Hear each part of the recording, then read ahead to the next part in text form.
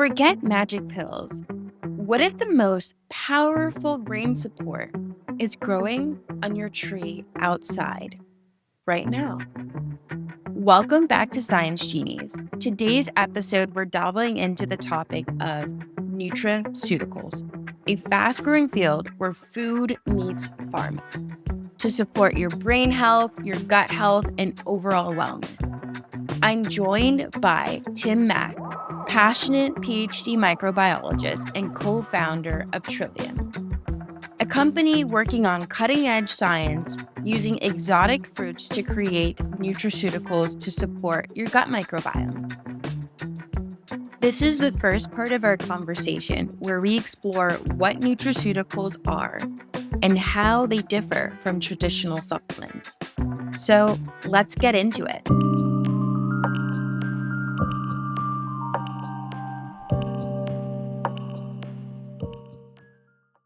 Tim, would you like to tell us a little bit more about yourself? Thanks a lot, Alicia. So I dedicated my whole career in the microbiome field since doing my PhD and then postdocs and also in the pharmaceutical industry. Was working a bit also on the nutrition side of things, also on the microbiome side. And ultimately, I co-founded a company called Trilliome. So it's more nutraceutical direction. And the nutraceutical is actually come from a term, it's a combination terms between pharmaceutical and nutrition. So that's why it's nutraceutical area. And it's definitely an area to go forward at the moment because there's a lot of interaction between the nutrition and the microbiome. And ultimately, that will also help in terms of human health. So why did you choose to stay in this area of research after your PhD? The thing is, that kind of traces back all the way back in Malaysia where I just want to share some personal story from my side. So I had dengue infection before when I was growing up. So that kind of for me, inclined to do more scientific work. I was very curious about science and I went to a science field and I ended up being a microbiologist instead. And then in the end, I also work on the microbiome stuff. And the world of microorganism or bacteria just fascinated me quite a lot. And I really like this topic very much and how the impact of these microbes in the human health particularly. And I would like to use my knowledge to contribute to this expertise to help to improve the human health. So can you tell us a little bit more about what Trilliome does? Trilliome, at the moment, we are developing prebiotics or supplements that actually works. So we have a lot of microbiome evidence at the moment. We have this natural extract coming from exotic fruits coming from Asia, that's where I'm from. And we have shown that they have a strong scientific evidence using these prebiotics to increase certain beneficial bacteria or probiotics. And this ultimately will also help to enhance the human health also in the area of brain health and metabolic health. So if Trilliume's supplements were a superhero for the microbiome, what power would they have? The power of this extract. So the power of the extract here is because it is a prebiotics, it's actually selecting specific bacteria to enhance that is actually good for the gut health and brain health. So at the moment right now, we are focusing more on the brain health because we found that these prebiotic supplements increase a specific bacteria, a beneficial bacteria that improve cognitive health. Can you expand upon what you mean by connective health? So there's a lot of correlation studies or association studies in human trials, for example. They found that these particular bacteria have much more prevalence or presence in the healthy population in comparison to elderly people with Parkinson or Alzheimer's disease. So our prebiotic supplements is able to increase this particular bacteria that presence in the healthy people in comparison to the Alzheimer and Parkinson patients. So you've done studies on healthy people gut microbiome versus people that are suffering from neurodegeneration? No, not yet. That's kind of in the planning at the moment. What we have is we have microbiome fermentation models. And what does it mean here is we actually partner with a CRO company we have 6 healthy donors of stool samples, and we put our prebiotics into these systems. And surprisingly, we managed to find these prebiotics increase this particular bacteria that is related to Parkinson and Alzheimer's disease patients populations. So, if you were to give your supplements to these patients, presumptively, would their symptoms begin to digress? We have to show it somehow in the clinical trials or human study, but right now, we clinical data, so it's a very early stage of research. Okay. So, we've learned so far that the microbiome is different in everyone. How do you plan on using precision nutraceuticals to tackle the fact that all of us have different microbiomes? So, of course, I think every one of us have different microbiome, but the core microbiome remains more or less the same. If you pinpoint to if a different bacteria species strains, of course, the amount is different, the types of bacteria in your gut is different, type of microorganism is different, but ultimately the core microbiome still remain the same. And some of these bacteria, for example, we might have this bacteria, for example, bacteria A, we might have this bacteria A in just a different percentage, right? Some people might have 1%, some people might have 5%, some people might have 10%, for example. And our product is targeting this, selecting this particular bacteria, to increase this bacteria to promote better gut health and brain health. That's how we're gonna do it in that sense, right? So I think as I mentioned earlier on, there are bacteria that have much less compared to another person. That it depends on each individual. But ultimately, we have some of these bacteria. It just depends on the numbers of bacteria or microbes. Interesting. So, could you explain the difference between the nutrapharmaceuticals and what we know about microbiome therapeutics right now? Right now, there's some companies at the moment working on the microbiome therapeutics, or how they coin it at the moment is called the life biotherapeutic products, the LBPs. There are companies right now developing what we call the LBPs, which is a consortiums of different microbes or bacteria, for example. They are going kind of a phase 3 trial, and there are some companies like Pharma, Vedanta, for example, are developing in this area. They also have some FMT-based drug, which coming from fairing, What is FMT? fecal matter transplantation. Okay. Yeah, fecal matter transplantation drug coming from Ferring, for example, and also coming from Ceres Therapeutics. There are several drugs development in the area of microbiome, but there are more and more nutrition companies are also using the microbiome to treat, I won't call it disease, but to treat indication, because if you want to treat disease, they will go to the pharmaceutical route. But if you go for more of the indication, for example, if you have IBS, irritable bowel syndrome, for example, or bloating, or have some gut issues, minor gut issues, and that's kind of an indication that we can use nutrition to treat the microbiome and not a therapeutic per se. Would you say that's the advantage of nutraceuticals versus pharmaceuticals? Yeah, that would be definitely an advantage, because as a nutraceutical, it's more of a less regulated, and also is, as I mentioned rightly so before, everyone have a different microbiome. So it's always about try and error what actually works best for you, for your gut or for your microbiome. So these nutrapharmaceuticals are made from plant-derived products, Yeah. right? Could you explain how getting plant-derived products versus getting, say, synthetic or chemical products from pharmaceuticals is more beneficial to our health? So I won't call it more beneficial, but it's more about the consumer awareness. I think right now a lot of consumers, they are much aware of getting, or they're very much interested in getting natural source ingredients rather than synthetic type of thing. I think because during the COVID time, with all these supplements business going up to improve our health in general, there's more and more consumers right now are very much into natural source ingredient rather than a synthetic one. And getting the natural extract coming from plants or fruits, for example, is definitely much more of a natural source of it rather than having a synthetically chemical synthesized product, for example. And that's more of a consumer side of things. In terms of beneficial wise, I guess it depends on the scientific data. I think both have equally good benefits, either synthetic one or even natural source one. So you would say that instead of us looking at nutrapharmaceuticals as the end all, this is the best, we should look at combining both of them.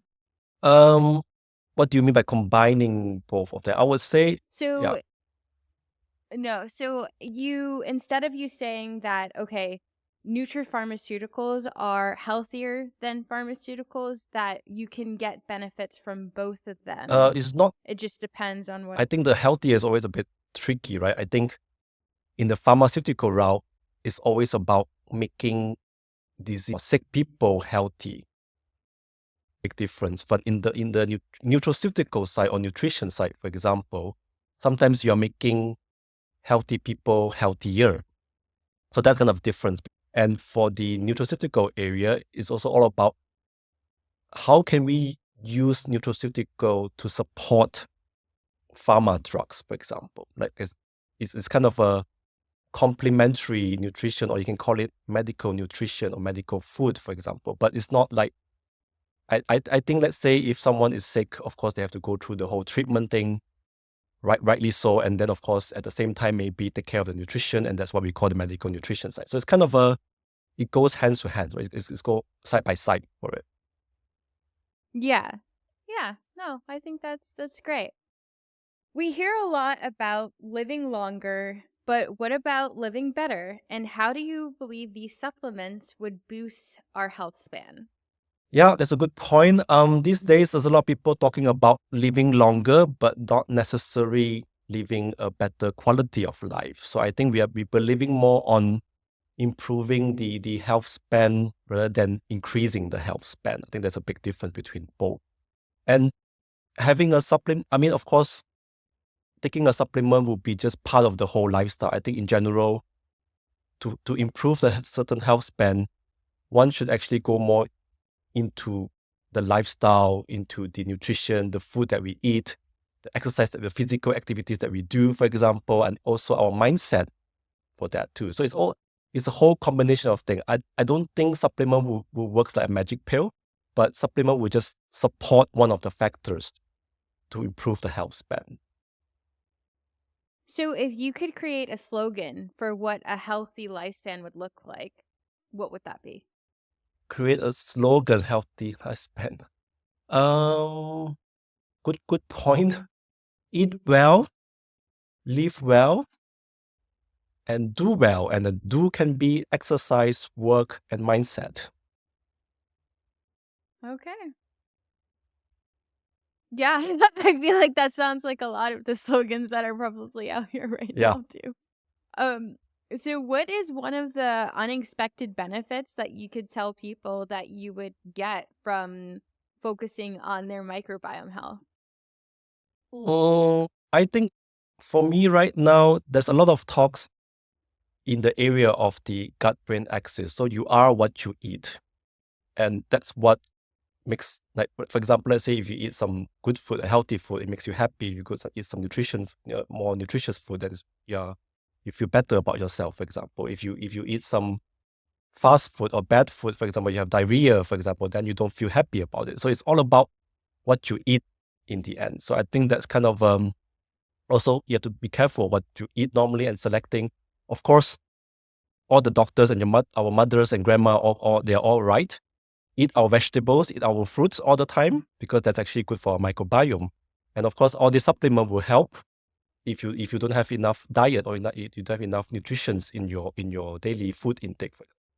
That's how the supplement will work normally. So, I've had some conversations with family and friends about the microbiome. And one of the reasons I got so fascinated in this area is that there's these tiny little microbes, bacteria in our gut that could possibly be controlling our mood, our hunger, and anxiety. So, my thought was Does the microbiome actually control our minds? Or do we, yeah, I mean, or is free will real, or is it the microbiome? Good point. I mean, I think maybe 10 years ago, I can't remember exactly how many years ago, there was also a coin that's saying that the microbiome is actually our second brain. How is a lot of interaction between the gut and the brain. So that's why we have this gut-brain axis. Do we control the microbiome, or does the microbiome control us? And right now, as I say, I think I would say it's more complex than that. I think it's more of the interaction between ourselves and the microbiome. So you got to judge which is which, because I think there's no scientific evidence on this, but I believe that it's all in your mind, and the mind somehow able to control the microbiome, or somehow the microbiome control us, depends on what we eat, or depends also on what kind of bacteria or microorganism that we have in our microbiome. So I guess it's a two-way interaction thing. So there's no easy answer for it. Yeah, I just got to thinking about it. So with IBS, right? If you are very stressed out, your gut just feels terrible. It makes the symptoms worse. And I wonder, is that because the microbes in your system are stressing you out more, or is it because you're stressed, now your stomach is hurting? But another thought is, okay, if my brain is controlling or interacting with the microbes, then you can also argue that, okay, my brain is telling me that something doesn't feel right, but you could still eat it. Versus, okay, your stomach is telling you, no, stop eating this, and then you don't do it. So there's like a conversation happening because you know that you're going to eat something and you're not going to feel great, but you still choose to eat it. But maybe the next time you'll be like, okay, I didn't feel so well, so I won't do this. Yeah, could be. And there's also a lot what you call it stress eating. No, I think that's also a big problem. When you are stressed, you eat certain food, or you just feel like eating something else. Like, for example, let's say you want to eat a pile of ice cream, for example, when you're stressed, for example. And that is also gonna affect your microbiome, and that's gonna affect your mindset, also your status, your mental health too at some point. And also, let's say if you eat a lot of ice cream and probably you have some upset stomach, and then you have to go to the toilet all the time, then it's also not so nice. So it's all about, yeah, which come first in the end. Yeah. Yeah. So most of the time when people are having this upset stomach and they believe that there's something going on with their gut, one of the first things that they go to is start taking probiotics. What is the difference between probiotics and nutraceuticals? Market right now is all about living beneficial bacteria that are alive, and it normally comes in terms of pills and supplements. And normally it's also this bacteria called lactobacillus or bifidobacterium. That's a probiotic stuff. That's the difference between the probiotics. It's a live microbes in the pill. And for nutraceutical, that depends, right? A nutraceutical term is it can be any kind of biotics, pro, postbiotics, as long as it shows some sort of health benefits, for example. So that's kind of different between the probiotics and nutraceutical. So how do these nutraceuticals not only work for our gut, but also skincare?